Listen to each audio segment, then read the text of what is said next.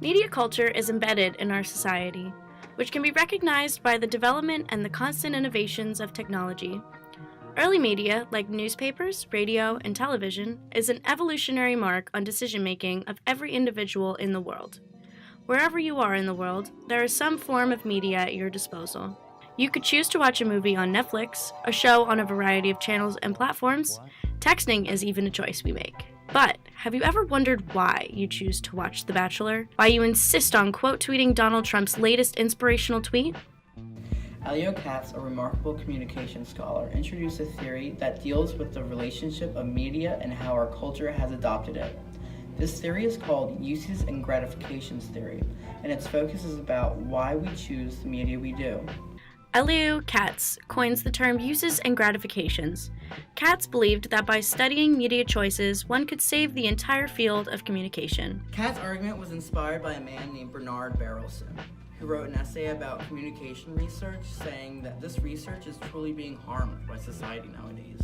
His argument was that communication studies was bound to disintegrate. He researched the effects of media and found that media had no persuasive qualities amongst consumers. With this influential research, Katz decided to do a little research of his own. He figured, if it's not the media making an effort to persuade, someone must be at the wheel. Someone has to be in control. But what does this control mean? When Katz's research was being heard by others, it was truly revolutionary. I mean, to think that we have a reason to watch our favorite shows or play certain video games is a crazy concept, and sometimes I think it's something many people don't recognize. Uses and gratifications is interesting because, it's questioning the choices, and not everybody takes a minute to assess this. Think about it. If you're getting emotionally connected to a show, why is that? And Katz would say it's because your personal media choices is a reflection of some fulfillment you need or some emotional reason.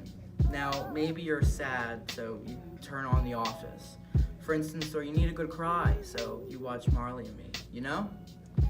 It's an extremely personal thing, like you're drawn into media because you're feeling something, and most likely you don't even fully realize you've made a choice for a reason.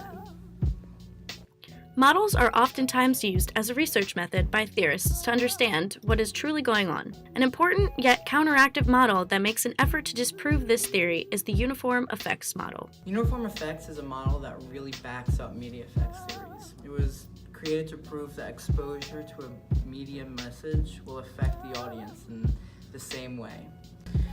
Uses and gratifications really tries to disprove the uniform effects model. Its ideology is completely against a media effects ideology where large audiences get the same reaction to the media choices that the audience has chosen. It suggests that people are vulnerable to media messages and that media is basically in control. Katz works on disproving uniform effects and suggests its own qualities of decisions made in media culture. We know that media is competing for our attention. Katz is fully aware of this. He knows that media wants large audiences so they can make their content as interesting as possible to gain those audiences. Media is a business. We know this.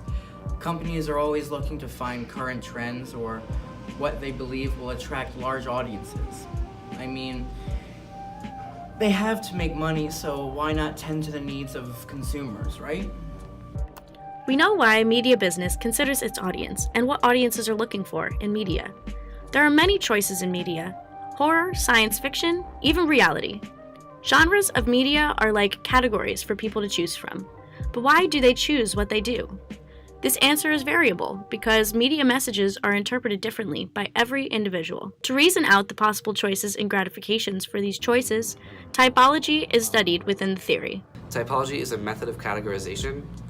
Researchers are trying to classify in order to sort out a wider variety of individual instances to create categories in which instances can be grouped together. Examples of this could be passing time, companionship, escape, enjoyment, things of the sort.